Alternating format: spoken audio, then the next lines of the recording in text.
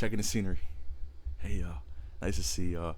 First things first, I want to talk about NBA free agency, of course, just some more rumors, some more stuff that's just circulating around this world. Before we get into that, don't talk about the bonnet. I haven't worn the bonnet on this channel in so long, and the reason why I'm wearing the bonnet now is the same reason why I was wearing it then. I don't get a haircut.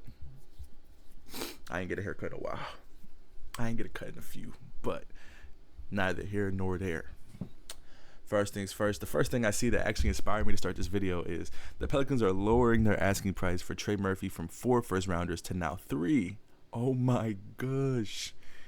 Dude, he's getting traded next week.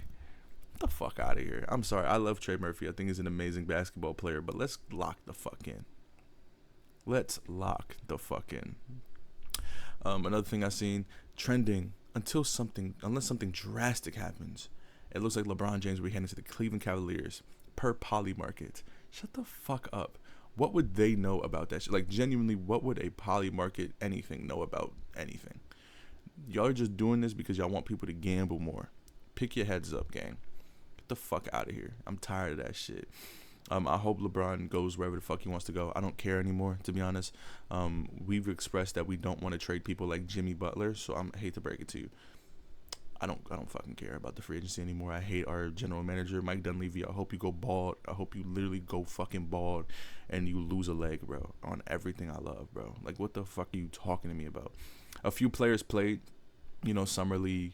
Darren Peterson put up 28 points, 5 rebounds, 2 assists. Darius Acuff had himself a good game with 25. Of course, he was 9 for 29, I believe, but he was still hooping, regardless of what y'all want to say. Let me see who else played. Oh, Yaxel Lindenborg had a great game. He had 19 points, shot perfect from the field.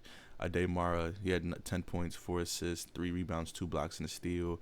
Cam Boozer, 15 points, 4 rebounds, 4 assists in 24 minutes, 7 for 11. Really good, really efficient.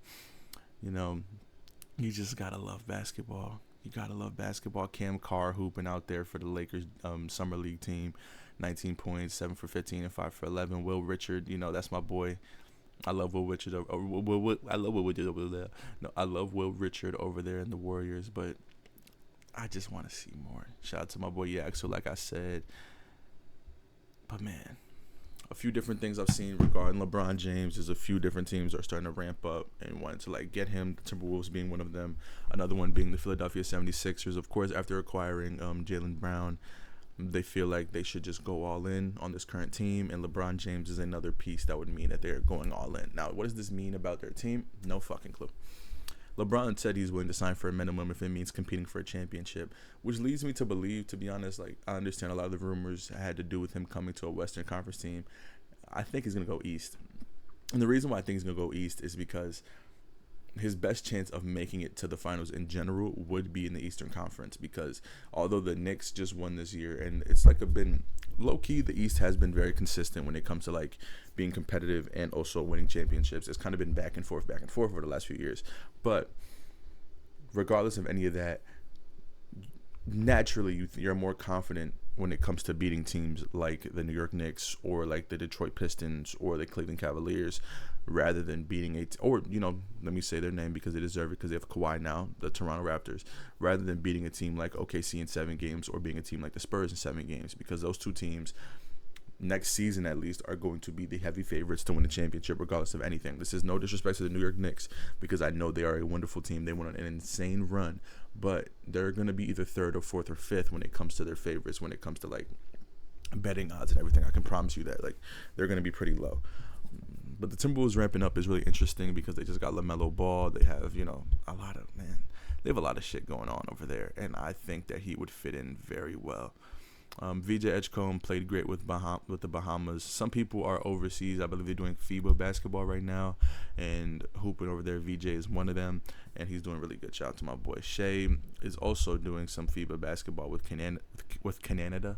Oh, it's the World Cup. I'm tripping, but yeah, with Canada, he has 26 points, great efficiency, very low timing. But yeah, I just wanted to come and talk to you about some of that stuff real quick. Some other things I have seen. The reason why the Warriors fell out of favor very much with the LeBron thing is because we were unable to trade for Anthony Davis, and the reason why we were unable to trade for Anthony Davis is because we don't want to trade Jimmy Butler, and we continuously keep saying that we don't want to trade for Jimmy Butler. And this is This is my honest reaction to that. I don't think we're a serious team because we are doing unserious things and we continue to act like a serious team.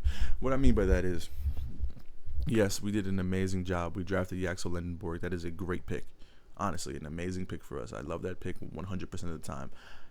After that, though, we have been rumored to get so many different people, and there was no real execution, and there's been no real, attempts.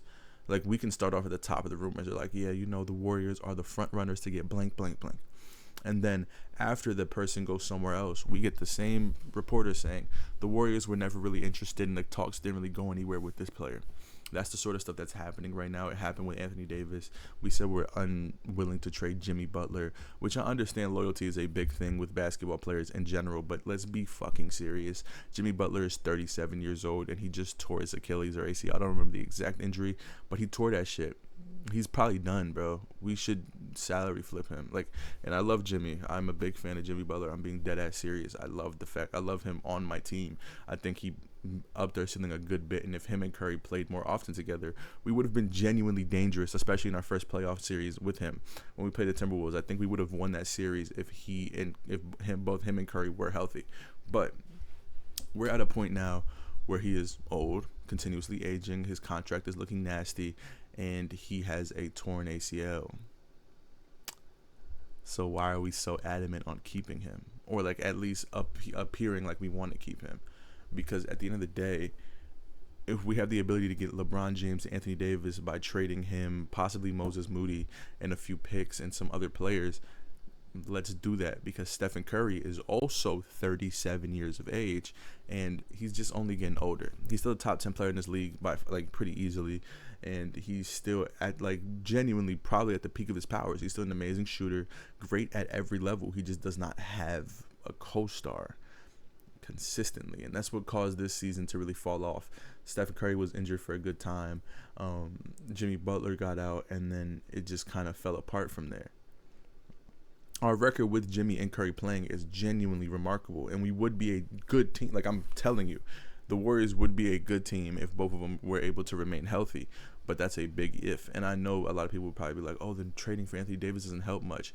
But if trading for Anthony Davis, who at most is an amazing defender interiorly, which we don't have, and a possible lob threat, or just an interior scoring threat in general, which we have not had in a very long time, while also getting LeBron James, which I understand is probably his last season, but the ability to have LeBron James with this team automatically puts us in a better spot, in a more contentious spot, than not having LeBron and just having Curry thug it out again, because he's too old to be thugging it out. We've seen it before. The year that we got Jimmy Butler, he was having a rough time because the entire defense is just catered to guarding him, which will always be the case, but it's tenfold whenever you don't have an amazing player, or at least a good player next to him.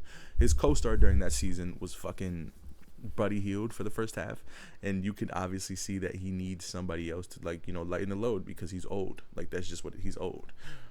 And when Jimmy Butler came, the switch flipped. We went from a team that was looking like we were going to miss the playoffs to a team that easily made the playoffs. And of course we came up short because of the Curry injury, but we see what happens when you give him a co-star and somebody else who can help lighten the load a bit.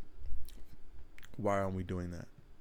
Why are we continuously choosing to avoid helping our franchise greatest player? Because regardless of these draft picks, you think the draft picks that we have, whatever you think we're going to do with them, it will never equate to what we could do or what we have done with Stephen Curry. And I know people were like, oh yeah, he's in the past. Who cares? That doesn't really matter to me. What I'm saying is we should be doing right by him at the end of his career and building a team that is contending. Because building a team that's not contending like the team we have now and staying consistently mid just isn't appealing to me or anybody, really. But hey, man, that's just my 2 cents on it. I understand we're playing very safe right now. We played it safe when we had Kuminga, We didn't want to trade Kuminga for the longest fucking time. And, I like what we ended up getting. I like Porzingis on this team. I feel like he's a great, stretchable big man. Pause. Thank God he don't got herpes and all that. But you know what I'm saying? He's just he's not an all-star level player. He's not like an all-star caliber player anymore. I think he's just a really good role player at this point of his career. But I think that we could we need to do better if we want any chance of contending during this Curry window, which it still is the Curry window because he's still an amazing shooter, amazing scorer, and he still has the ability to drop 25 plus a game on great efficiency. Whenever you have somebody like that, you don't want to waste their window by just being safe. Because I hate to break it to you, I love Yaxu. I don't think he's going to peak during the Curry era. So if there's a situation where we might have to trade Yaxu, if it's a great player, then yeah, we might as well fucking trade Yaxu. This is all love to him, though. I think he's a great player, and I love his attitude. But I think it's fried. Just real quick before I go, expand your sports knowledge. Watch some soccer. The fucking World Cup's going on. It's amazing. It's a great time to watch. Keep doing that. Keep doing y'all. Keep having a great time. See y'all next time. Peace.